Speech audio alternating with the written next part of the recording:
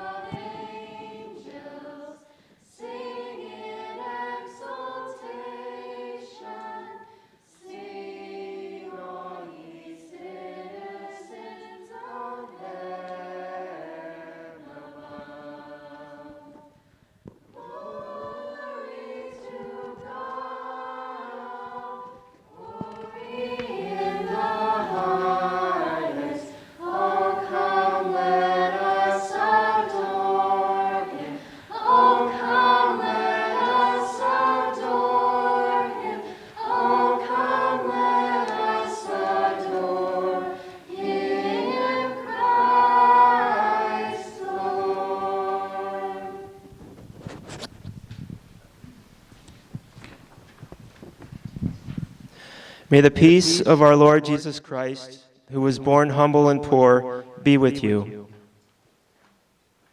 As we prepare to celebrate the birth of Christ in the infant Jesus, we pause to bless this Christmas manger scene. The practice of erecting mangers was begun by St. Francis of Assisi as a means to make visible the mystery of the Incarnation. Our God, our Creator, our Sustainer, and our Redeemer, came to us not in regal splendor, but as a poor, humble, helpless child. When we gaze upon these figures, may the good news of Christmas come alive within our hearts and move us to give birth to Christ in our thoughts, words, and deeds.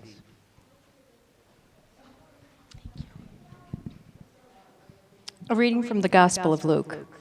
In the 6th month, the angel Gabriel was sent from God to a town of Galilee called Nazareth, to a virgin betrothed to a man named Joseph of the house of David, and the virgin's name was Mary. And coming to her, he said, "Hail, favored one, the Lord is with you." But she was greatly troubled at what was said, and pondered what sort of greeting this might be.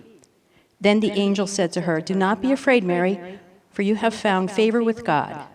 Behold, you will conceive in your womb and bear a son, and you shall name him Jesus. He will be great, and he will be called Son of the Most High.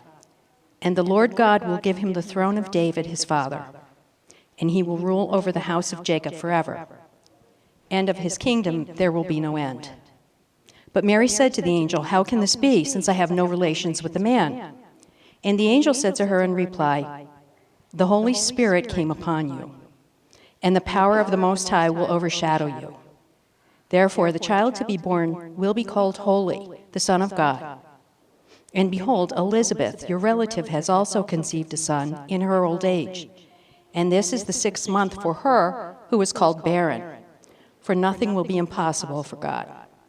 Mary said, "Behold, I am the handmaid of the Lord. May it be done to me according to your word." Then the angel departed from her. The word of the Lord.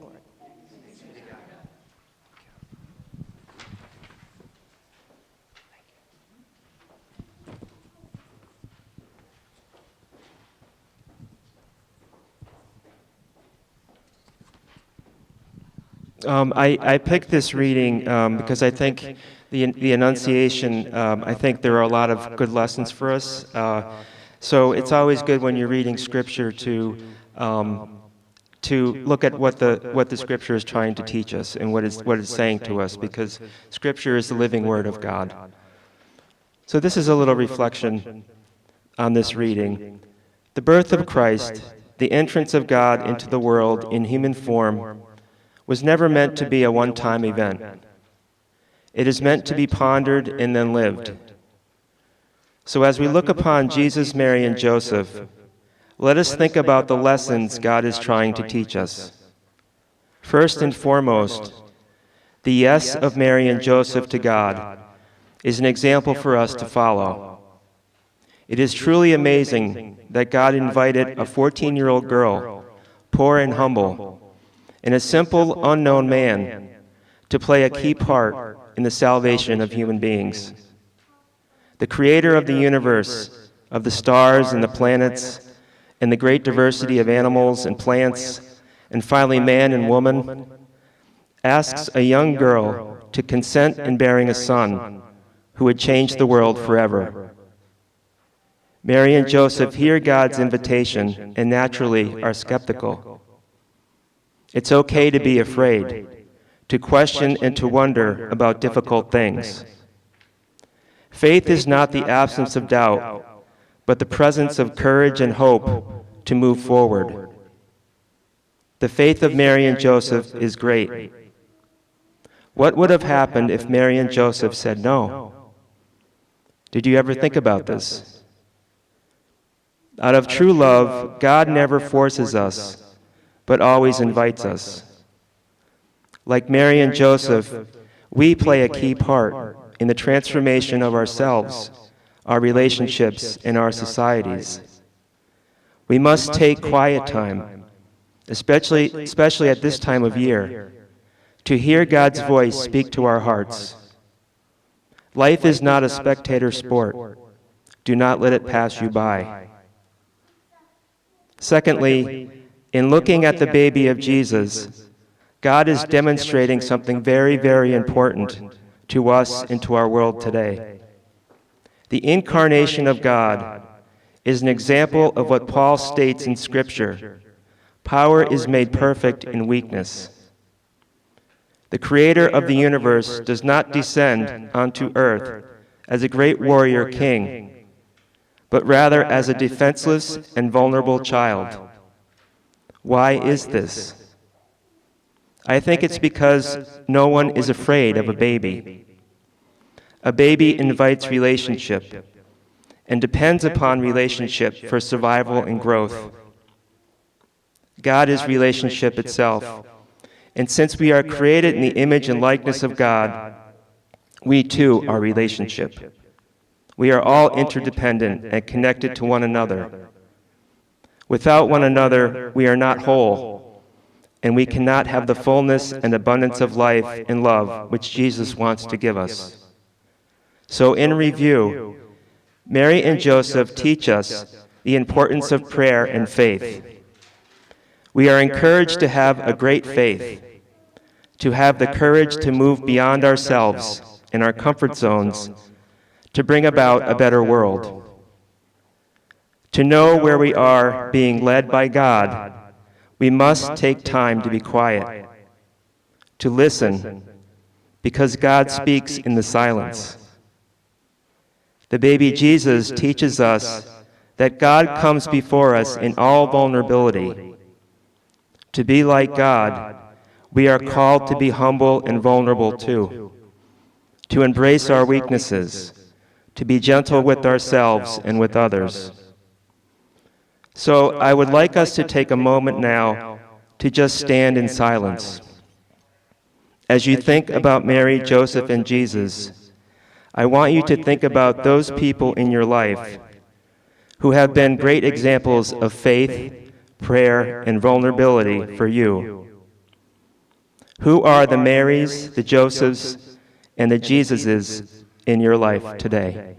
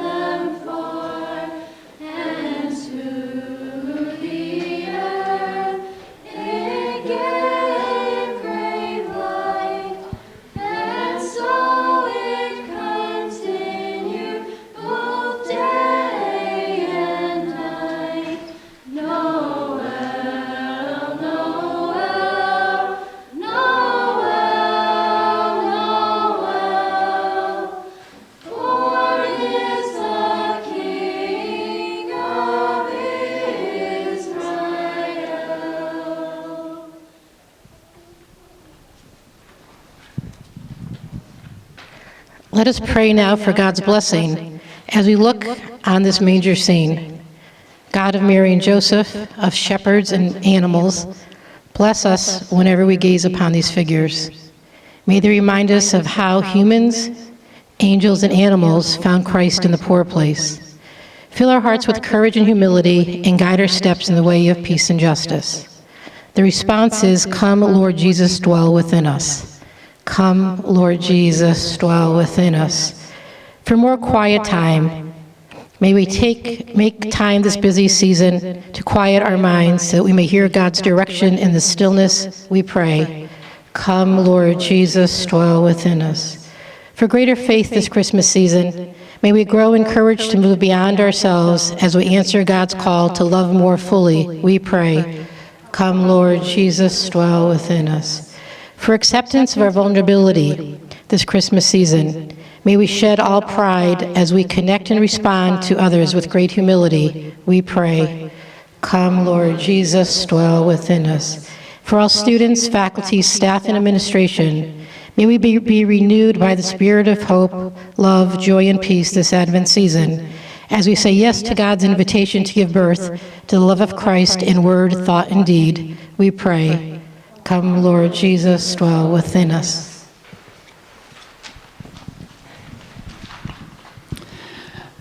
May there be harmony in all your relationships.